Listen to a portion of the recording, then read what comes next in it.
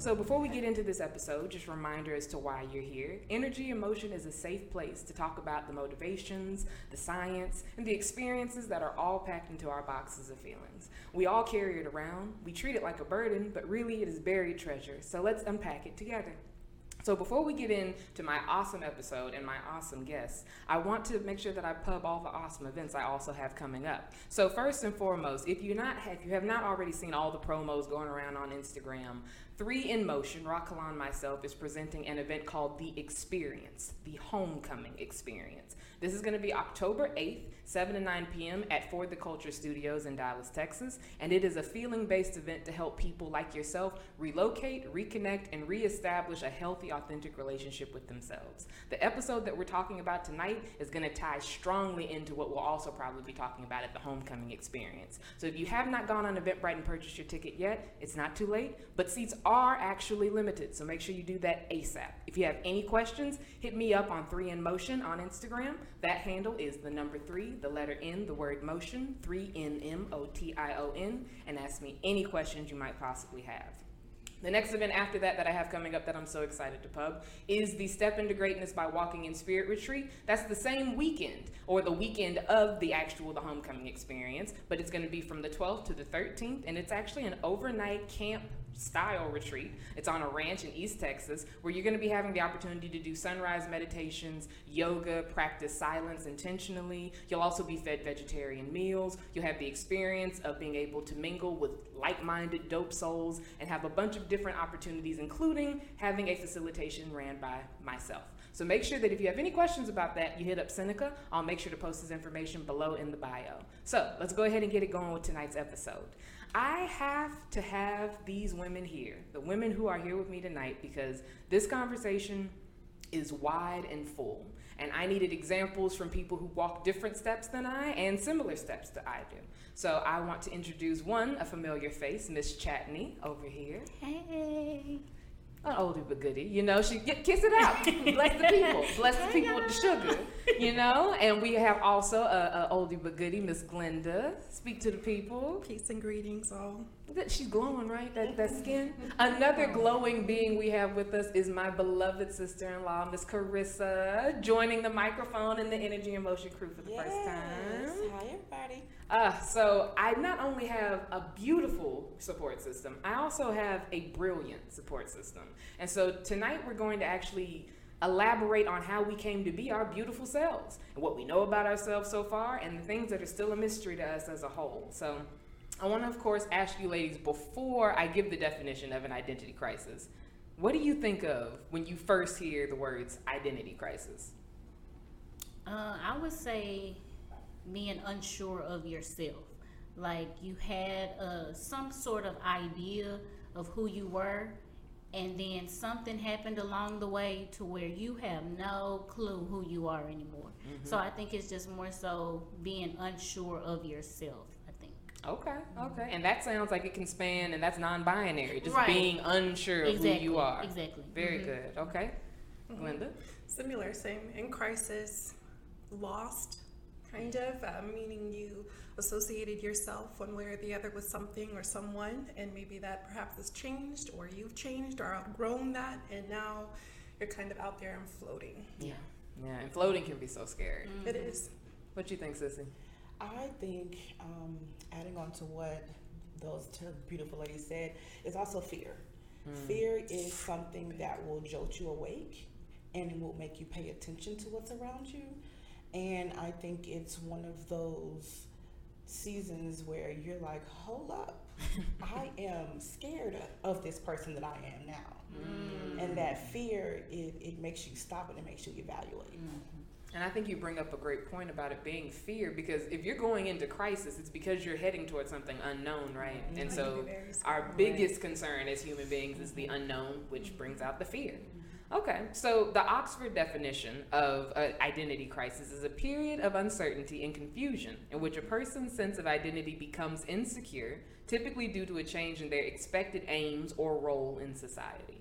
So it sounds like y'all studied the Oxford definition to a T, because y'all just experience right. To a T, Oxford, you're correct that this is how we experience identity crises. So How would each of you describe yourself? Just to start us off, how would you describe yourself as what you know right now? Well, I'll start. Go ahead. I'll start. I describe myself now as the way that I identify myself in that order. I identify myself as Black first, and then I identify myself as female second. And I do that because of my family, how I was born, and then also I do that because I am proudly a female. And I wasn't always proudly a female. So, and I wasn't always proudly Black. So coming into those two things and walking through the fear of those things, I'm like, I am proudly a Black woman because I conquered that fear. And that's really, there is no other, I don't really attach anything else to it because I identify with those two things first. Yeah. Awesome. Yeah, I like that. Yeah. Yeah, congratulations. Thank you. Yeah. Yeah, this is an evening of celebration Yeah, in the midst of the crisis. Yeah. That's dope. It's interesting because I'm learning a lot. I'm reading some Toll right now Oh, Toll. He'll tell you about yourself. Yeah, get about you back. identity. So it's a lot of unlearning to relearn and re-identify, and we'll get into all that. But for myself, I identify myself as a child of God first and foremost because that drives my desires, that drives my direction, my value system, everything that I value, everything that I measure myself against. So I like first that. and foremost. That's beautiful. I think for me, as of right now, I have the standard, typical identities. I'm a mom, a child of God, and a wife. Other than that, I don't know. So I think at this Right. point in my life, it's just kind of me trying to get back to being sure of who I am. Yeah, I think those are my three. Yeah. They're not even good though. They're like basic. But see, But that's the the way you thing. wear it, I have so though. many questions I guess now. The way you wear it is what makes it different. Yeah, I guess Because so. I've met some ratchet mothers. Haven't we all? The tale of the ratchet mom. And the ratchet wife. No, Haven't we we're all not. met those too? Yes, yes. Yeah. No, I would say that I describe myself as, and it's typical me, a metaphysical being first. I am connected to God. I am connected to Source first and foremost, and then I identify myself as a Black woman. But I am God playing the role of Black woman. That is what I am. And so that gives me direction. That gives me purpose. That gives me a calm place to rest when being a Black woman seems too chaotic, when being all the other ways I would describe myself as confident or assertive, when all those other things have failed me. I remember, okay, well, it can't all come down to just being a Black woman. Yeah. Luckily, it comes down to the greater part of me that keeps me higher, that keeps me elevated when human beings cannot keep me elevated, when I can't keep myself that way. So that would be how I would describe myself. And I think it's interesting, Chadney, that you would say, like, my labels, they're not that good. And it's like, but we as a society put so much weight on these specific roles for women. Yeah. And yet we don't feel good about these roles. Like, we're not excited to hold these roles the same way that we might have been before we entered them. And Right. then they give you rules to those roles. Yeah. And they say, like, okay, these are rules. You better follow these rules. Yeah. You don't follow these rules, you're a bad mom. Yeah. Yeah. Talking to. Yeah. Tell me how to mom. Start. I was gonna say, jump right in, and we're told who we are supposed to be, Right. and we're conditioned and preconditioned to our roles Yeah. by parents, by first and foremost family. The music that you listen to is what you identify with. So R&B, of course, Black people learning how to dance, of course, Black Rhythm. people. So if you're not a part of that, if you're listening to rock, if you're listening Yeah. to classic rock, Pearl Jam, Incubus, Radiohead, You know? so where do you fit in with this Black? Yeah. Where's my role? Who am I? Absolutely. What category do I fit into? So that's why I was saying you have to really, I think, and I don't know if you really can identify yourself or know yourself until you've unlearned the preconditioning. Yeah. Absolutely. And then you say, okay, well, what is it that I really like? Well, I like this because I was told to like this, or this is what I was brought into to like. But outside of this, who am I? Yeah. What do I myself like? Let me explore. And unless you get out there and explore and become aware of different things, how do you know? Right. When do you get to the point where you turn around and realize you need to start unlearning, though?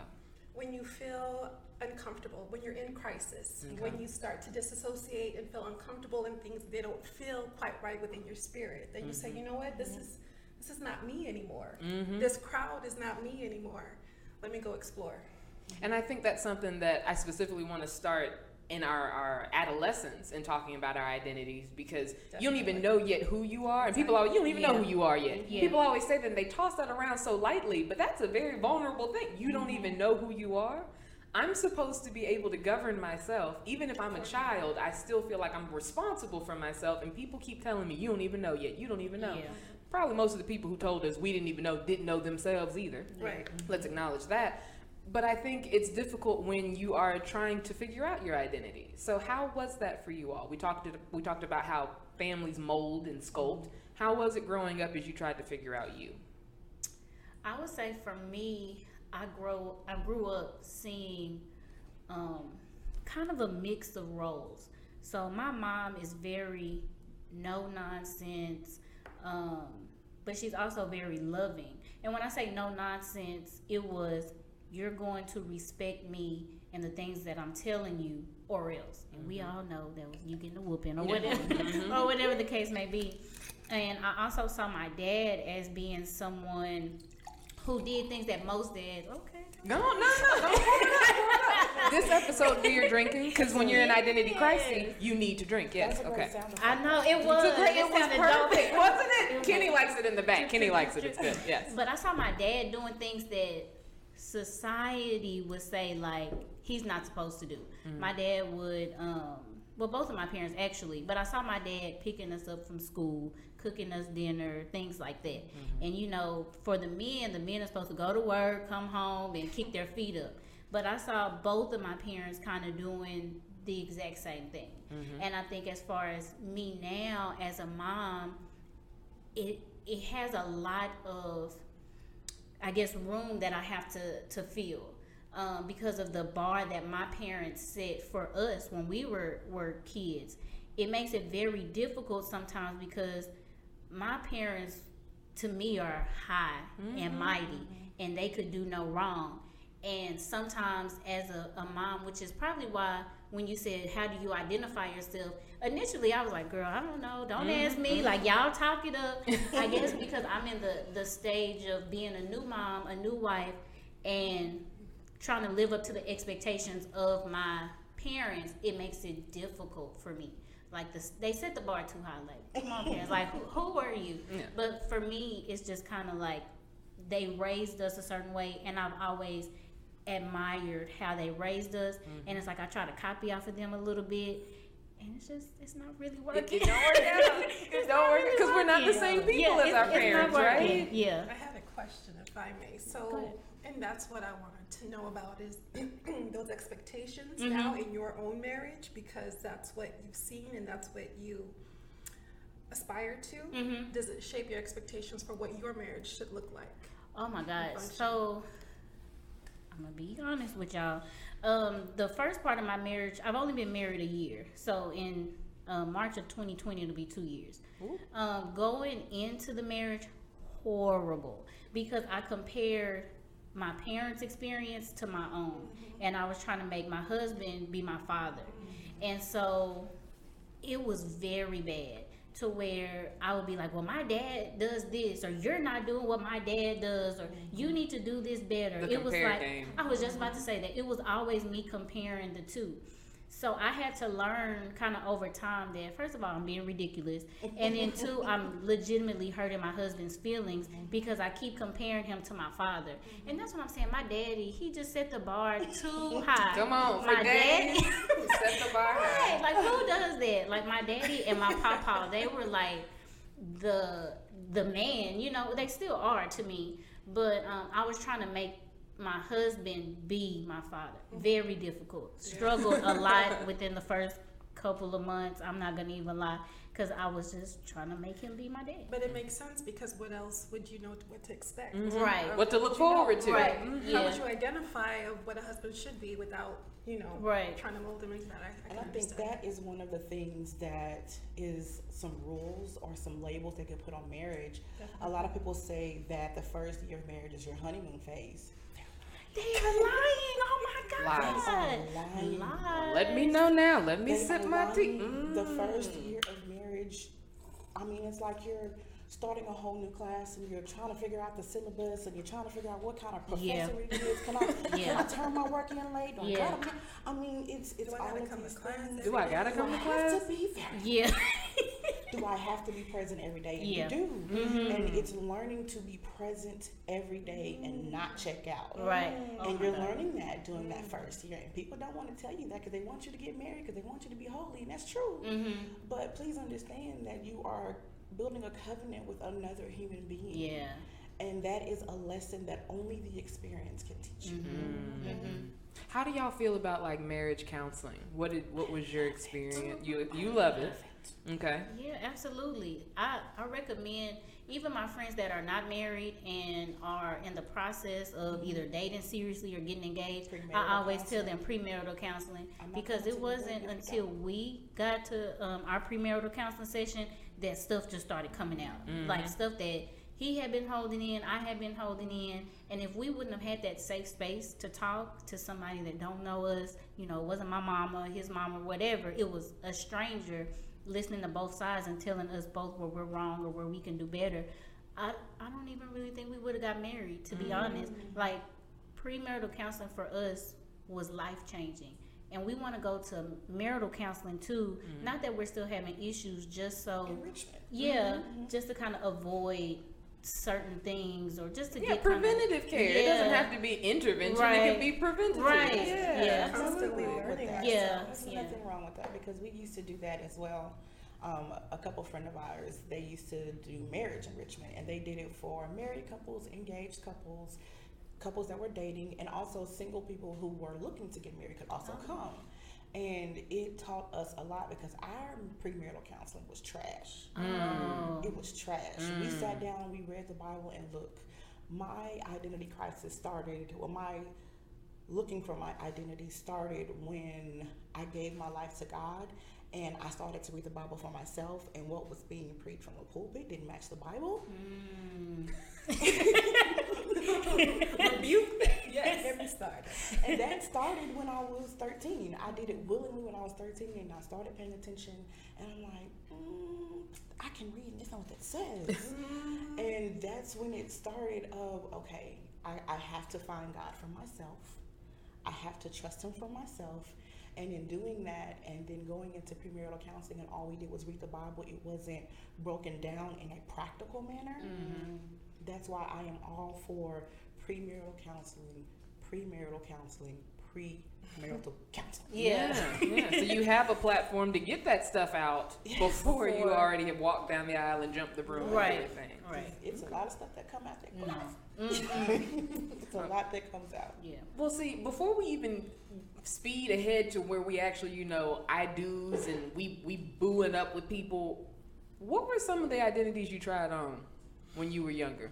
Just go on and tell on yourself. What are some identities you tried on till you figured out that ain't me? I have to bring up because I'm the youngest. So I had people, my sisters who were before me, who went through the rocky road and I didn't have to. So I followed my oldest sister's path, and she was an outcast. She was jean jacket and classic rock, and I don't know, you don't know Coast 103, but it's like the soft rock and the journeys and all of that. So Okay. I love she the took- journey. Oh, Okay. yes.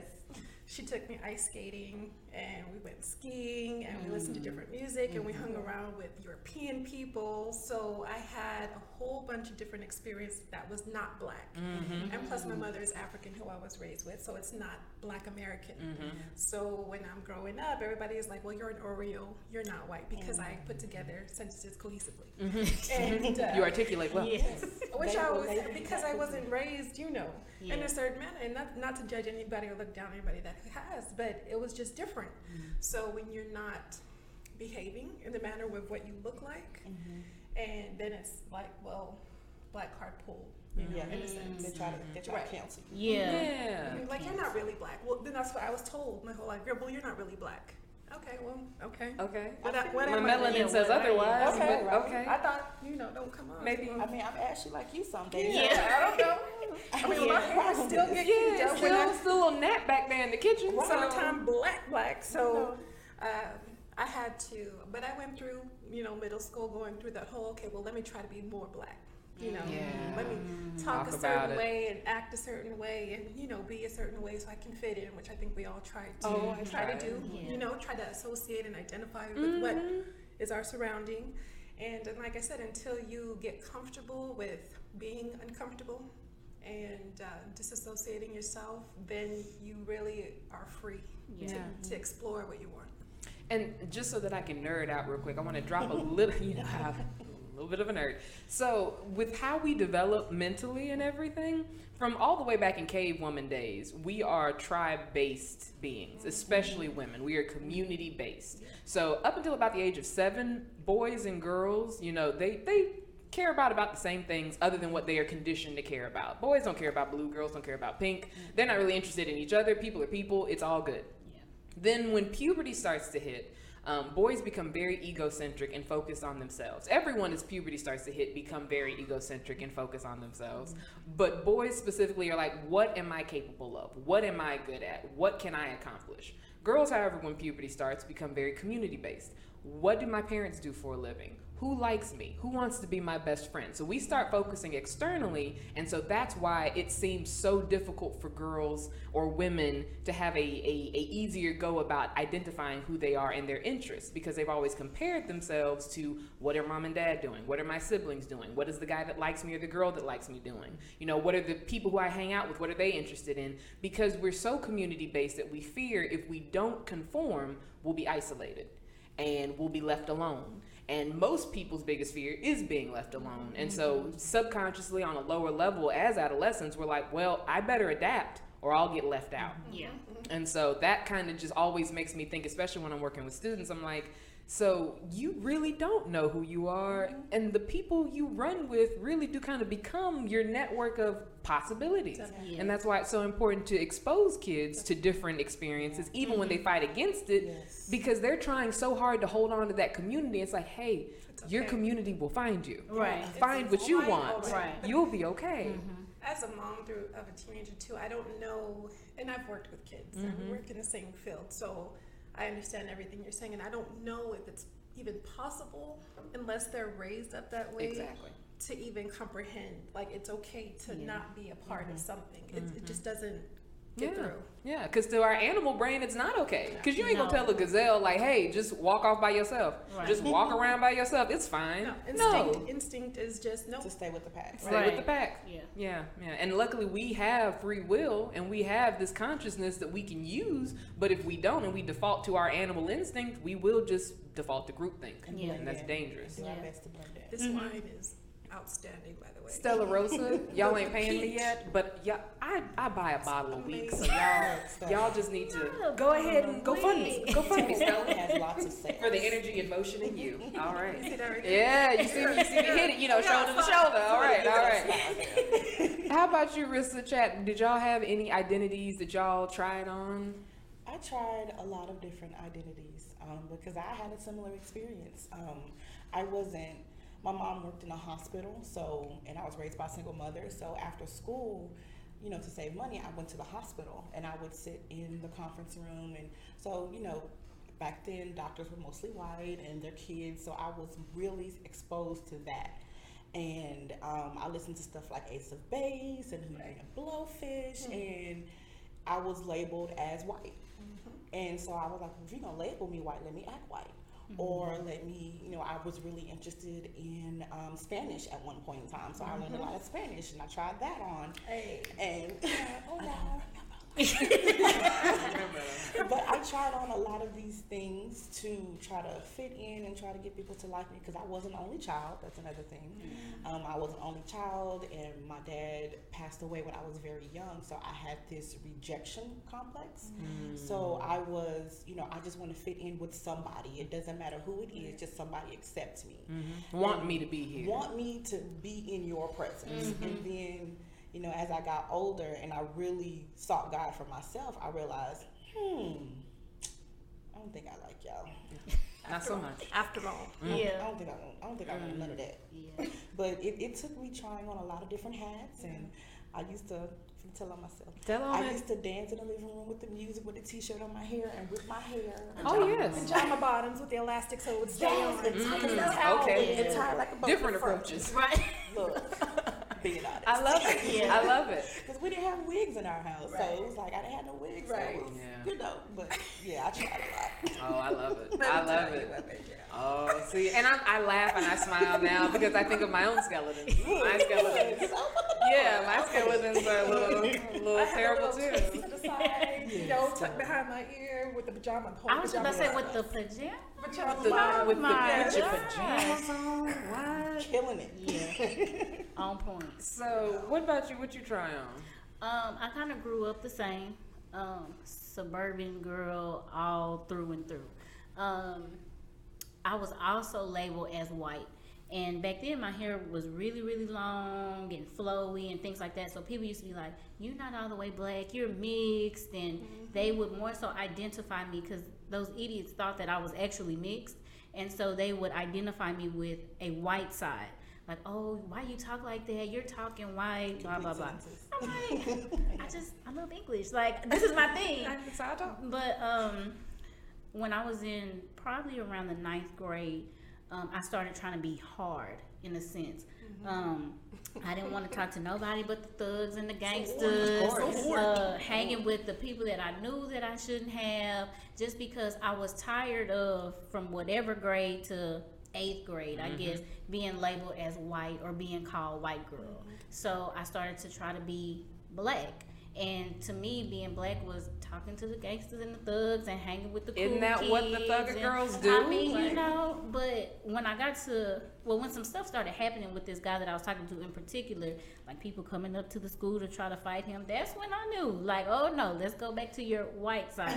So I had, yeah, this is a little too much for me. Yeah. Got real fast. This is like TV. Yeah, it got too real. Do you hear me? So I just kind of distanced myself from that, and it was pretty much around that time, the next school year, which was my 10th grade year, that I was just who I was. I hung out with who I wanted to. I didn't hang around with people just to get some kind of street cred or to be cool or whatever. I was who I was. I was chatting, and if you call me a Oreo or a white girl or whatever, okay, that's fine.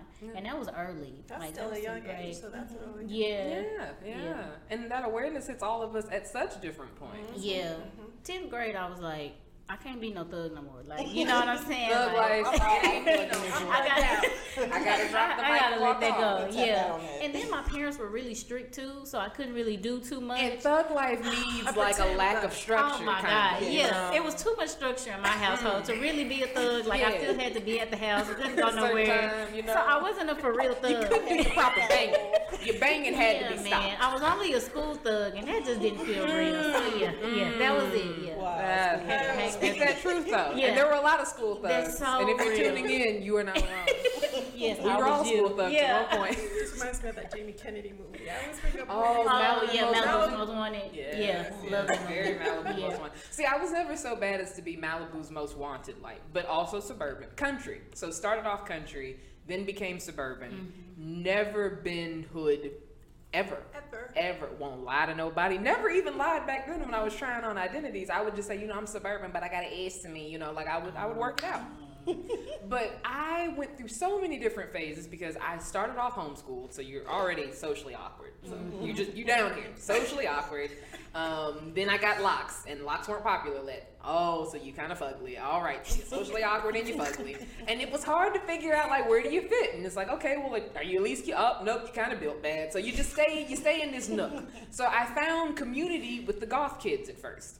The goth kids didn't have to be cute. They didn't have to be built well. They could look however they looked. So I would dress in all black, and I had the heavy eyeliner and the chain loop on my belt, and I had on the black. I did because it was community, and I also loved Evanescence. I never only had a strict black ear. I've all bring me to yes, My Immortal, yes. Yes. So I had to have a place where I could like jam out with people. So I was a goth kid for a while. Then when a couple of the black girls took a liking to me somehow, some way, I started to try to be more black. So I tried the fake eyelashes, but not the good ones, not the well put on fake eyelashes, like the caterpillar sitting on your eyes. Heavy wasn't like your big eyes. Yeah, so you all, you just kind of like just a little slow sometimes, but it's okay because I'm black and I'm cute, right? And I tried the big T jewelry and the big T outfits, like all of it. So I tried that on, didn't work, and then I started to kind of feel a little, what's the word? Bohemian. And bohemian is where I stayed. I found joy and comfort in bohemian life, boho life. Just because it's like, oh, you can have locks, you can be messy chic, and messy chic was where I lived for a while. And it wasn't until recently when I cut my hair off that I became a little bit more like cleaned up sharp chic, because dreadlocks gave me permission. I'm sorry, for those of you who prefer locks gave me permission to just I'm ready. Yeah. Like, that's it. That's all I had to do. Now it's like brushing and curl sponge, and I'm a pretty boy now. It's too much. It's too much. So I want to give us a chance to get some insight from someone who's kind of been in the game a little bit longer than us. And so we're going to reach out to Miss Cassandra. I have a dear friend named Angela. Shout out to Angela. I love you so much. And her mom is awesome. I spoke with her earlier today and invited her to allow me to call her on the show. So I don't know if Miss Cassandra is available right now, but we're going to give her a call because her insight as a retired empty nester could serve us all really, really well. So let's see if Miss Cassandra is available.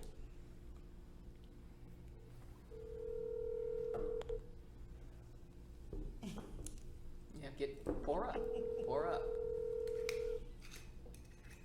Hello. Hello, Miss Cassandra. How are you? I'm good. You are on air with EnergyNMotion and the crew. We are so excited to get to, pick your brain about thoughts of self-identity.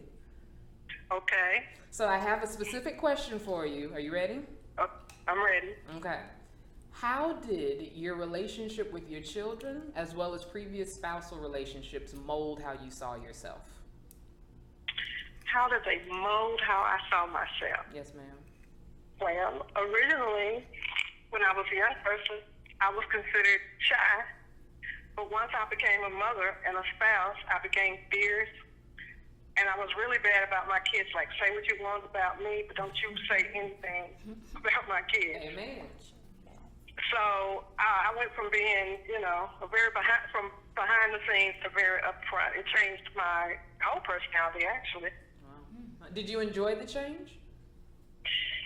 It was gradual. I didn't notice it at first, and then yes, when I realized the change, I was happier because people used to tell me that I didn't stand up for myself. Well, like I told you, I would stand up for them, and I would fight you for them or my spouse. But yeah, when it came to me, I was kind of always, oh, it's okay. But I noticed as I got older, I started saying, no, it's not okay. And so I know all your babies are grown now and they're out of the house. Do you still feel that ferocity within yourself, or do you feel like you've kind of become a little bit more passive? I'm still that way, so what they do is not tell me things, which is good, because then you spend all your time, what are you not telling me, what do I not tell? Yep, spoken like a true mama, yes. Yes.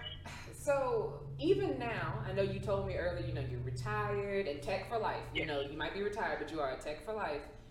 Yes, I am. How is retired life, and what is the advice you would give to those who feel deeply connected to their work as their identity?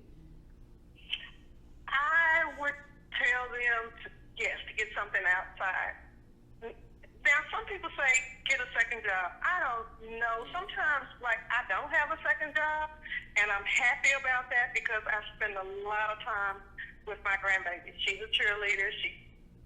Before that, she was in sports. She's in the band. So you find yourself doing with your grandkids all the things you didn't get to do with your kids because now you have the time. And so I enjoy that time that I spend with her. So I'm involved with her. I travel, and my kids keep me busy still because I think they're afraid of me getting idle. Yeah. And any of us, not just, whether we're retired or not. That's why parents are so trying to keep their kids busy in the summer because they don't want them being idle. Right. Yeah. Right. Well, it's kind of like that with my kids. They'll just call me up and say, hey, especially Angela, come ride here with me or come do this with me. Mm-hmm. And then I have a son. He's the one who has the baby. He keeps me in the loop with the baby. And do you enjoy the friendships you're fostering with your children now that they're adults and you don't have to worry about them? Goodness, that was the thing I've always known all my life, that they were people. So when I raised them as little people, I didn't treat them like children. Mm-hmm. But I'm absolutely amazed at the adults they become. Mm-hmm. I don't know why. A lot of outside people tell me that they just became what they saw. Mm-hmm. Like, I'm the oldest. I'm the oldest out of 7. So, oldest have a certain personality. Mm-hmm. Yeah. And they used to, and then their dad, he wasn't the oldest. He was a middle child, but he took the role on as the oldest. Mm-hmm. So you have these two leaders, that they watch. So they're that way. Yeah. Mm-hmm.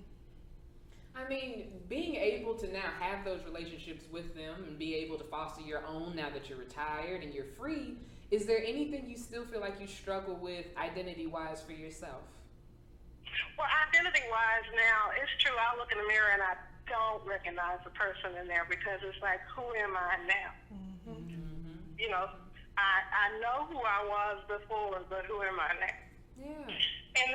And then getting adjusted to, as I said before, realizing you have more years behind you than you have ahead of you.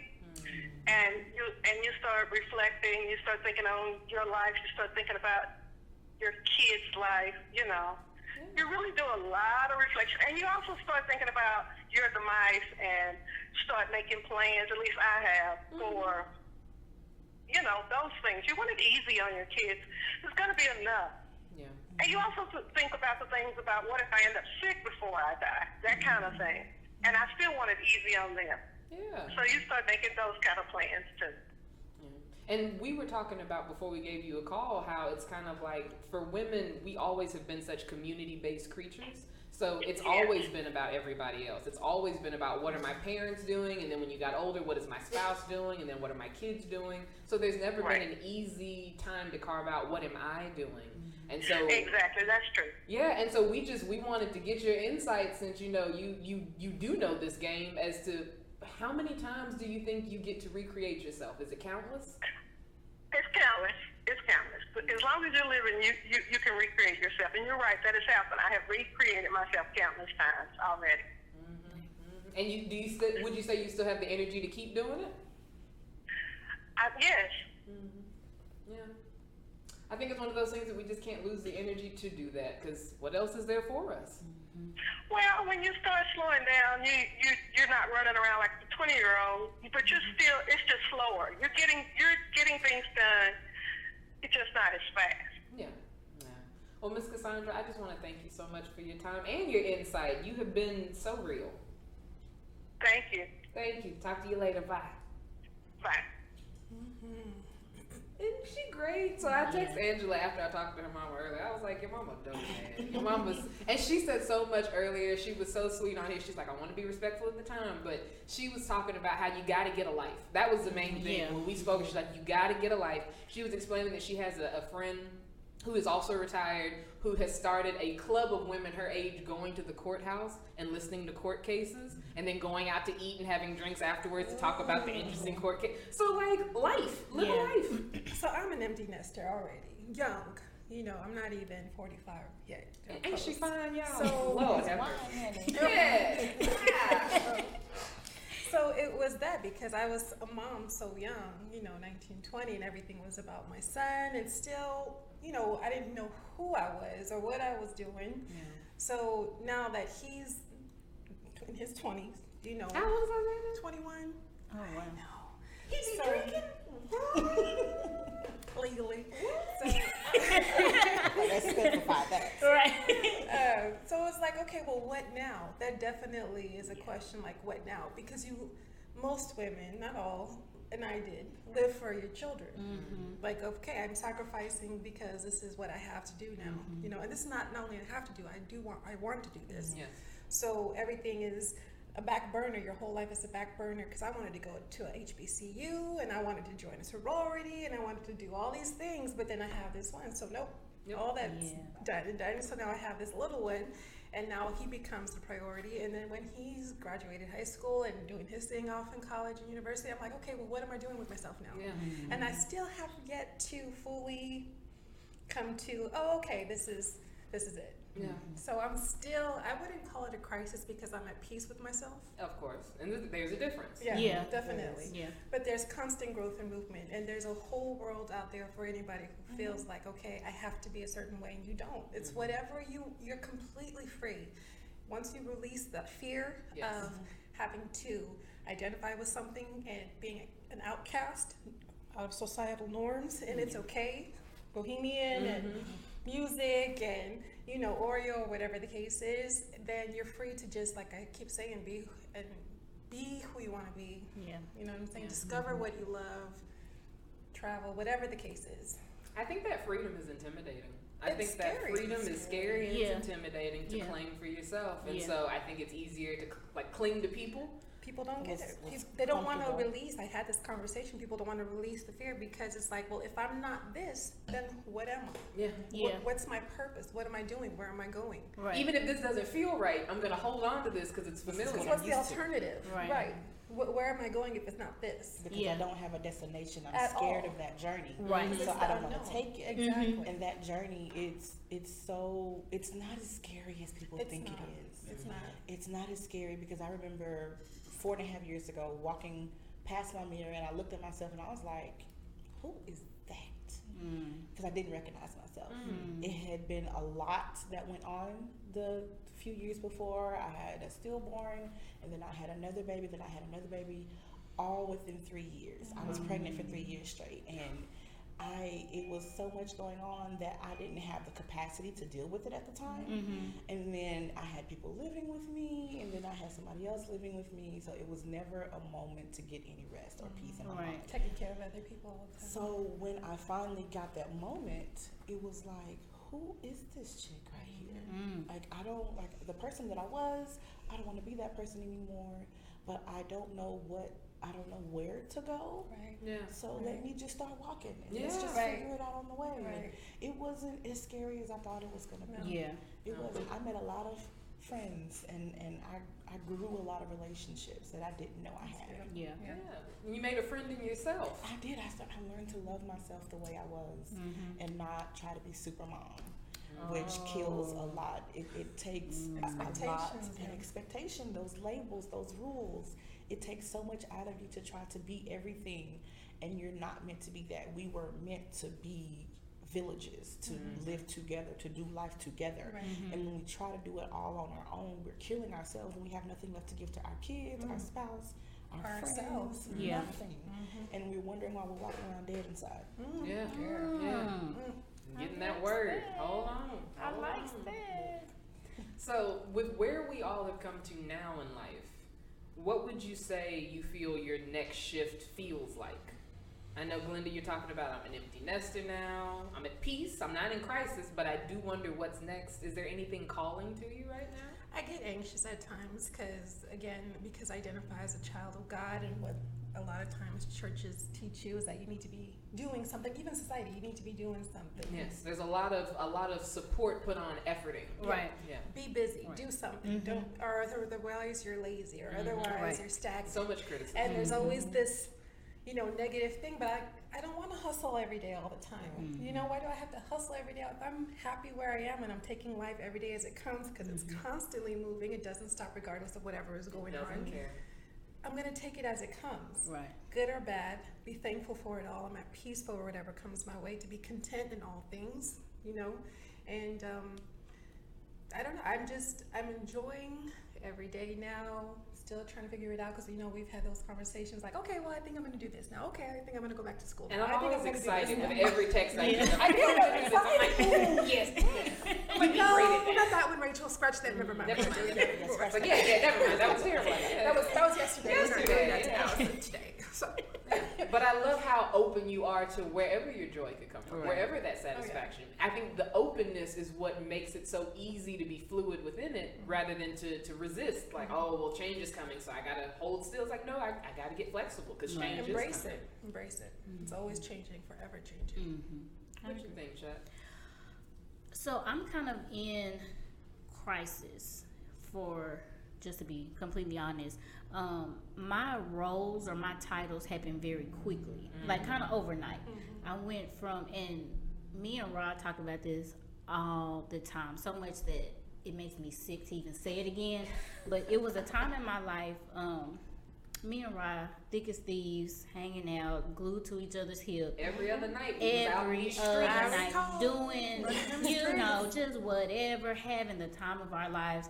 And that was the most sure of myself I have ever been. I had always struggled with like self-confidence issues and insecurities and things like that. And I had finally got to the place where I had found myself. I had a, very small circle of friends, but life was great. And then my husband and I get back together. And so that was one thing, it's cool. Then you're in the honeymoon phase, and then you get pregnant. And I'm like, okay, this is cool, all right. Then you get married. Or I got married. And it was like, I'm a new mom, because by the time my husband and I got married, my baby was 6 months old. I was already kind of struggling with that. I was going through postpartum depression real bad, and I'm planning a wedding at the same time, so I'm all over the place. And Purchasing a house. Oh my God, purchasing a house, then end up selling the house. It was just so much in like a year and a half, 2 years. So right now, I don't know who I am, and the roles that I have. Every day, I'm striving to be Aaron Jr.'s mommy and Big Aaron's wife. And in the beginning of our marriage, I felt overwhelmed all the time, to where I think I had like a mild depression because I was stretched too thin. Like, I'm all over the place. I'm trying to be a mom, a wife, a teacher, a daughter, a sister, and I was just all over the place.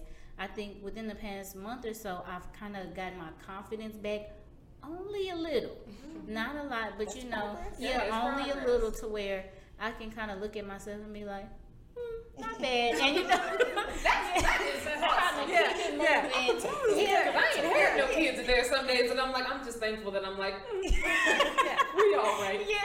You're good today. Okay, today is an okay day for you. This weekend I went and bought a whole bunch of new clothes, because I think what I have been trying to do is get back to the 2016 version of me. I was in the gym, I was super skinny, I was eating right, I was just, very short. I did. I was very much so taking care of myself, my nails, hair done all the time. And then you go to getting married and having a baby, and it's like, well, your feet look crusty, your nails ain't done, your hair isn't done, or you doing it yourself. And so it was a very difficult transformation for me, and a transition from being single to a mom and a wife. So now I kind of feel like I'm in crisis a little bit, because I'm trying to learn who this new version of me is, and stop trying to fit myself into old me. Because I'm not her anymore. I don't have time to spend an hour in the gym. I'm tired. I don't have time to eat healthy all the time. We finna eat this pizza or these hamburgers real quick. Because at this point it's survival. So I'm trying to learn how to be this version of me and stop comparing myself to who I was. But I'm working on myself. I've started back working out, eating a little bit healthier, things like that. So like I said, some days I'm like, not bad. You kind of cute today. That's why I say take it day by day. Yeah, it has to be. But I think I was comparing myself to celebrities like an idiot. Like a celebrity will have a baby, and they're like, the snapback is there. They're smiling on all their pictures and things like that. Photoshop. And I'm like, girl, social media is not why real. are you comparing yourself to somebody who has a trainer, a chef, and a nanny? Yes. I don't have any of those things. Right. But that's what I was comparing myself. So just kind of living up to what society expects me to look like or feel like was very overwhelming to me in the beginning. But I'm kind of getting myself back together now, changing things here and there, trying to get kind of some version of my old self, but embracing the new. Absolutely. And whatever that could unfold Right, into, whatever you that know? is. I don't know what that is, but whatever it is, I want to be happy in that and not wondering like, oh, I want to be who I used to be because I'm just not her anymore. Yeah. You know what I mean? Like Absolutely. I'm so different. So that's kind of where I'm at. I love that though. I love the idea of being open to embrace her. Because Yeah. you want to welcome you. Right. Because you're coming towards your new self either way. You Yeah. don't want to like huff past her like, oh God, Yeah, nice like, to oh, meet here you. she is. Yeah, you Yeah. want to like be like, hey, Mhm. so what can I expect from you? Right. Like you want to be open armed. with Mhm. her. So, ladies, do y'all have any messages to our audience about their individual journeys with identity crisis they might be in or identity struggles? Do you have any parting words for them? I would just say be gentle with yourself. Give yourself a break. Take your time. Don't compare yourself to others, and don't try to live up to anybody else's expectation. Like do what makes you happy and what feels right for you, and then do for other people because you can't help anybody else until you help yourself first. So I would just say just be gentle on yourself. Don't be so hard on yourself, and only compare yourself to you. Don't compare yourself to nobody else. I love that. I love that a lot. How about you, Glenda? Same. I agree with all of that. Definitely being patient and accepting of yourself, even if it's not exactly where you want to be at the moment, and you don't even know where it is that you do want to be. That it's okay. Life still is going. You're still living. You're still breathing. You know, be thankful for every little bit, every little accomplishment, every little step that you make because it's a movement forward still. And just accept everything the way you are, who you are, and know that everything is going to be eventually. You're going to get there. Yeah. You will. Wherever that is, you're gonna get there. You will, yes. You will. You will. Rissa? I would say to take time for you, whether that is what I do every morning is I get up. I have two small children. Well, not small, they're 5 and 6, but I have two small kids at home, and I get up early before they do, and that does mean that I sacrifice sleep. But in sacrificing sleep, I'm getting time to soak. And soaking is like listening to the Bible. I'm listening to soaking music. I'm listening to motivational words. And it gives me, and it's only 15 minutes, y'all. It's not long. It's not long because they got to get to school on time. Right. But it's 15 minutes of me and listening to what God is telling me about me and believing it, because God is not going to tell you that you're a failure. God is not going to tell you that you are not worth it. God is not going to tell you that you are not loved. Those things are not God. Yeah. What God will say to you is that I chose you. Come on, God girl. will say that I made you in my image, so walk the way I told you to walk. God will rebuke you. He will get in trouble. Yeah. But it's always in love. Correction. It's always in love, and give yourself that space every day. I always tell one of my best friends to give herself 7 minutes a day. Give yourself 7 minutes a day, even if you got to go into the bathroom, lock the door, and turn on the shower like you're in there, but you're not. Give yourself 7 minutes a day at least to connect with you and God, and it will lay out a lot of things that you are scared of, but you know you need to do. You will revisit some things that you looked over, and you'll be able to find a part of yourself that you tried to throw in the trash, but God said, no, go get that. Come on. So Come on, man. 7 minutes is not very long. Wait, I want to say something else now too. Did you hear that closing? You tried to throw it away. now. I said, Come we on need now. that. I'm telling you. No. I've met that several That's times. it. That's that part of it, the acceptance. Because the thing about God, don't get me started. The thing about God is that He is fully acceptant of you because He created you and He knows you and He knows your path. You know what I mean? So all your dark parts, all your scary parts, all your unknown parts, all your lost parts, all the parts that you try to keep hidden, He knows all that, and He lives in that, and He upholds that, and He embraces that, and He loves that, and He'll correct it at the same time. So you can too, and it's okay. Yeah. I love that. Y'all going to town on me now. Y'all is. Well, I want to go ahead and take a moment to, because I haven't said too much this episode. Surprisingly, I know it's hard, but I'm learning something. Ever since the ego episode, I've been struggling with self-identity. And so that's why I really was excited to do this episode, because I started to do a lot of research on the ego and the mind and its relationship to consciousness, because they are not one and the same. The ego is essentially the tool that consciousness can use, but sometimes we've overused the ego and it's gotten in the way. So for this take a beat moment, I just kind of want to share a little bit about where I'm at in my journey, and what I have come to know to be true, and a little bit about kind of what you can expect from the homecoming experience as well.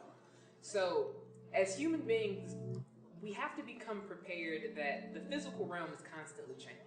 And because we are a part of this physical world, we have to be prepared to be constantly changing. When we try to hold on or create attachments to things, that's when the suffering comes, that's when the ache comes, because we need to approach life as if nothing belongs to me, but I am thankful for everything. Because if you approach life as in, I deserve this, I am entitled to that, then when those things come and go, even if it was time for them to come and go, you'll feel like you lost out on something you were supposed to hold on to. So as we evolve as individuals, physical human beings, because we are human beings who are spirit beings having a human experience, we have to become okay with the fact that I'm not going to be who I was. And even though memories are precious and they're nostalgic and they're sweet, and sometimes the memories feel better than the present is all you have. The present is the only thing promised to you. And another reassuring thing to remind yourself of is, while everything is changing in this physical realm, there is something very unchanging that lives within you. That space is held by, whether you call it God, whether you call it source, whether you call it consciousness, the universe, there is an unchanging love within you. It doesn't need to change. It's timeless. It's not eternal. It is timeless. And so while the physical world does all this crazy, chaotic stuff, and you have to remain flexible in this physical realm to those things, remember to tap in. Take those 7 minutes in the morning. Take those 15 minutes to work out who you know you are on a metaphysical level. If you don't know who that individual is yet, take some time, some quiet time to meet that individual. Because that is the entity that won't push you away. That is the entity that will support you despite all of the criticism you've given yourself. No matter how many times you've fallen down, that is the entity that will get you back up. So, while we are physical beings, and we have to be flexible because nothing is constant in this world but change, there is an unchanging, unconditional, agape-style love that resides within each of you, each of us, that gives us hope. When we let ourselves down in this physical world, that is not all that there is to us. You are not your mind. You are not your thoughts. You are not your feelings. You are greater than all of that. These are just physical things we do while we mind around on earth. But there is a higher thing going on here. And whether you believe in that or not, it's kind of like air. You don't have to see it in order to know that it's benefiting you, in order to know it's impacting you. So be flexible with yourself. Be gentle. Don't confine yourself to a box. You're too big for that. You don't fit there.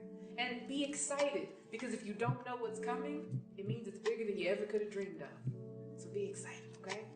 So that's our take a beat moment for this episode. And I just want to deeply, deeply, deeply thank my beautiful guests. Carissa, thank you for blessing the mic. Glenda, thank you for blessing us. Chatney, thank you for blessing us. And in all the growth, I want to make sure that we thank Miss Cassandra. Thank you, Angela, for putting me down with your awesome mama. And to all the people out there, whether you are a mother or whether you are a father or a son, daughter, student, it is so important for you to realize you are so loved. Yeah. Not by just your family, your friends. You are so indefinitely loved. And that wherever you're at in this journey, you are right on track. The more uncomfortable you are, the closer change probably is. So get excited, I'm telling you. So before we part ways, I want to give a shout out to a couple of the events that I told you about in the beginning. Please make sure, if you have not reached out to me on 3InMotion on Instagram to ask me about what the homecoming experience is, that you do that. Have you ever been to a feeling-based event? Have you ever been asked specifically to come and bring your box of feelings so that you could sort them out intentionally? I want you to do that. I want all of that. I want you to come, share your story, share your experience, and then leave with a whole perspective shift. So the homecoming experience is October 8th, 7 to 9 p.m. Tickets are on Eventbrite. Ask me questions about it on 3InMotion on Instagram, 3InMotion. And then if you're looking for a little bit of an overnight stay, then the Step Into Greatness by Walking in Spirit retreat would be great for you. It's going to be on a ranch. It's going to be overnight camp style. There's going to be a sunrise meditation, yoga, singing bowl meditations. I'll be facilitating a message about becoming more of your authentic self. And we'll just have a great time. Vegetarian meals. It'll be a good look. So reach out to Seneca. I'll make sure to put his information below so that you have that. And then if you have any questions, still come find me.